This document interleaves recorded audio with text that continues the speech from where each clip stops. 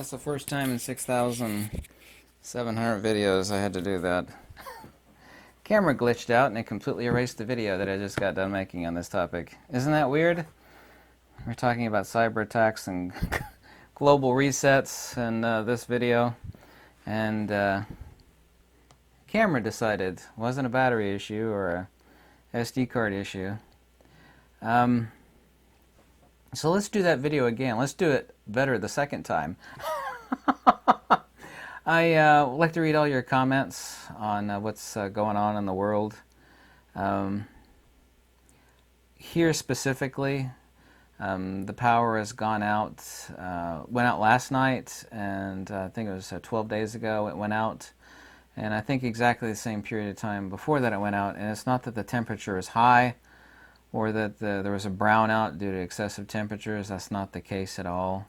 It's been really humid, but not extremely hot. So I'm only speculating on that. I don't want to draw any untoward conclusions. I asked people in live stream if they thought that we're, do you feel like, we're in like this zombie state, the eye of a hurricane, and we're just like waiting for the next wave? And everybody said yes. And there is a collective consensus on that. And it's not like, a shock, like shell shock, people just expecting the next wave. People have this intuitive feeling of what's going on. Now, the current administration's Commerce Secretary said these cyber attacks are here to stay, and if anything, they will intensify. Are here to stay and they will intensify? I was in Costco. Yeah, I know, it's a horrible place, and I wanted to get some canned tomatoes. I know this is anecdotal, but there's a woman there that doesn't technically work for Costco. They hand out free samples. They work for another company, technically. And I was talking to her. I could see she had labored breathing, and her mask was, face diaper was really wet. And I was talking to her, and she said that the doctor forced her to get the, I said, forced you? I mean, he didn't hold you down or something. Said, no, but I mean, he basically, he did force me. Her words were something to the effect that he scared me to death, and then I got it on the spot. I don't take any position on this one way or the other. I don't tell anybody to do with their life, what to do with their life. I do wonder deeply how much of this is going on out there. I love reading your comments on stuff like that. I also, too, you've probably noticed, they have lotteries now. They're incentivizing everything. You get a free year's supply of whatever. Have a lottery if you get the,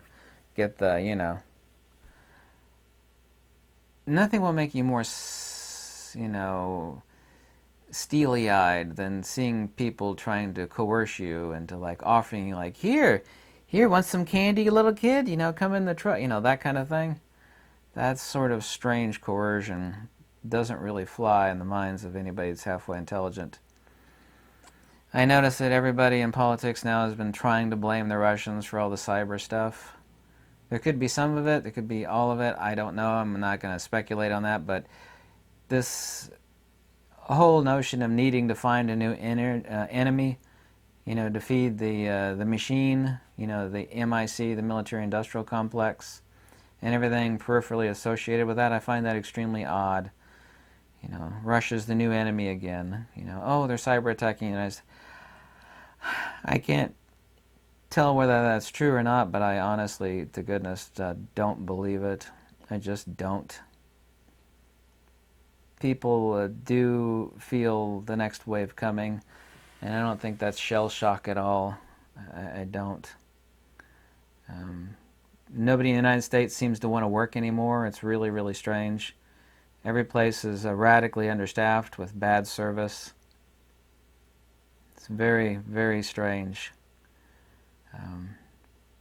I watch price indicators on a lot of stuff like stoves and survival supplies and army surplus. The stoves have doubled and tripled in prices, the little portable stoves, and they're gone basically everywhere. Survival supplies, I've confirmed with multiple places and people that I know that stuff is just gone. Army surplus is the same way. Of course, Army surplus is really survival supplies. There's too much strangeness afoot out in the world. It really does feel like some sort of parallel universe. I know you feel that way when you go out and go places, and it's not people are just shell shocked, from a year and a half of wackadoodleness. That's not a word, of course. People are extremely tense, and I really hope everything normalizes, but someone sent me some info in Sweden, said that the Prime Minister of Sweden was yelling and screaming something to the effect that it should never go back to normal, ever. It was bad before and we should never go back to normal. I mean, he said that scared the heck out of the Swedish folk. I don't know the particulars of that speech that the Swedish Prime Minister gave, and I forget his name. Also, too, I was told that Melbourne 4 or 5 days ago went into lockdown again. What? Melbourne, Australia? What is that? Lockdown number 4 or 5 or 6 or 10? Went into lockdown again? Really?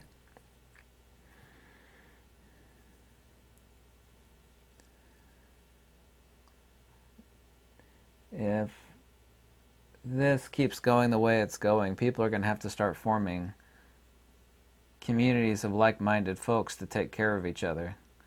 The world has really just gone too crazy. I hope you tell me that your country is going, everything's back to normal here. If so, that would be good to hear. I'm sure places like, I could be wrong, seems to be globally. And what really would freak anybody out that pays attention are all of these world leaders reading from the exact same script, using the same words. Build back better. Keep saying words like reset and, they're just reading from the same script. I mean, that's not my opinion, that's a fact. They're reading from the same script.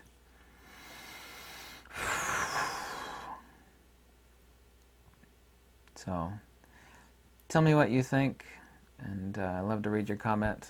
And thanks for watching. Goodbye.